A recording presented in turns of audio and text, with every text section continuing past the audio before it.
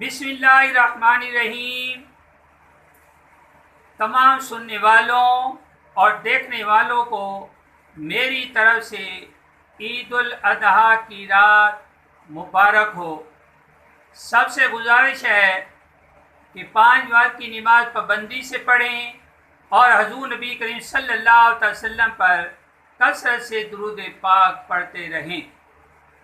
عید الاضحیٰ کی رات کی فضیلت حضرت معاذ بن جبل رضی اللہ تعالی عنہ نبی کریم صلی اللہ علیہ وسلم سے نقل فرماتے ہیں، جو 4 راتوں کو عبادت کے ذریعہ زندہ کرے اس کے لیے جنت واجب ہو جاتی ہے۔